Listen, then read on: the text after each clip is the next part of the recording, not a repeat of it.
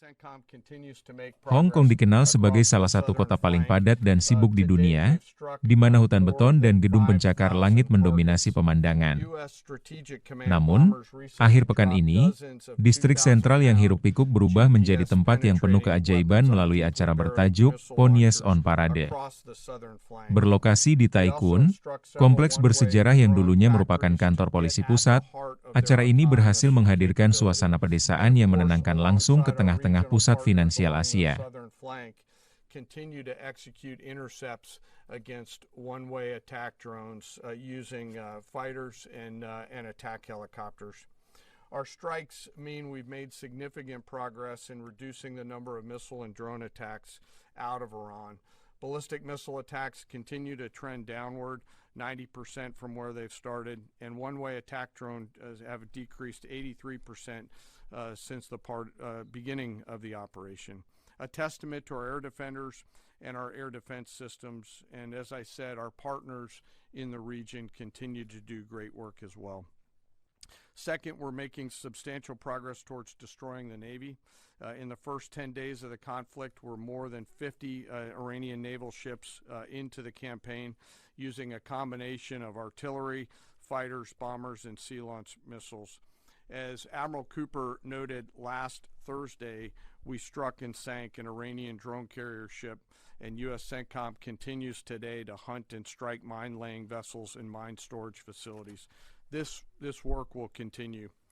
Third, against our objectives, we've begun to target Iran's military and industrial complex, again, focusing on centers of gravity to get upstream of the shooters out in the field in order to deny them the ability to continue to generate those one-way attack drones. Where we are is in a very strong place, giving the President of the United States maximum options. And from the beginning, from this podium, we haven't stated how long it will take. Our will is endless. Ultimately, the President gets to determine the end state of those objectives, right? But what he's said continually, and I want the American people to understand, is this is not endless. It's not protracted. We're not allowing mission creep. The President has set a very specific mission to accomplish, and our job is to unrelentingly deliver that. Now, he gets to control the throttle.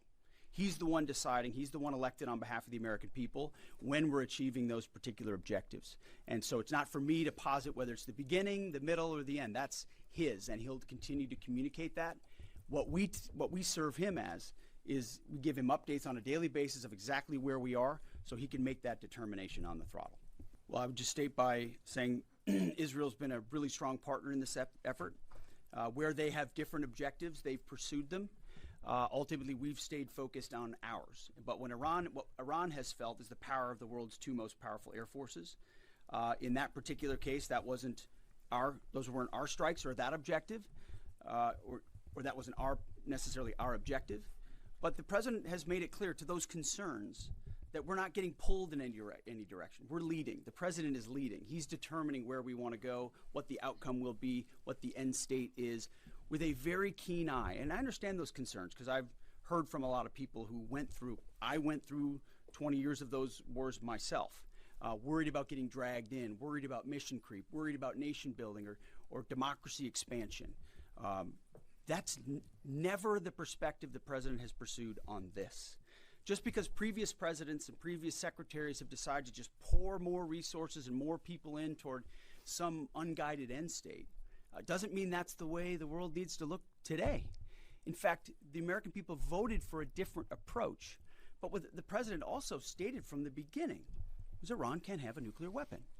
And it's one thing to say it. It's easy to say. Anybody can say that. I mean, Barack Obama said that. But to do something about it takes courage and resolve. Most of their higher-end surface-to-air missile systems are not factors at this point in time. We're able to move around fighters that are moving deeper with relative impunity. Always some risk out there. I don't want to say that there isn't, and we'll always maintain and retain capability of doing search and rescue type of things. But I don't want to get into the details. Ultimately, the aftermath is going to be in America's interests. Our interests. We won't live under a nuclear blackmail scenario of conventional missiles that can target our people. which is why the objectives have been scoped from the beginning. Missiles, missile production, a defense industrial base, Navy, all in service of ensuring they don't have nuclear power projection capabilities. That's what matters to President Trump. That's what matters to the American people. And ultimately, that's why we're so laser focused on ensuring those objectives and those objectives alone are met.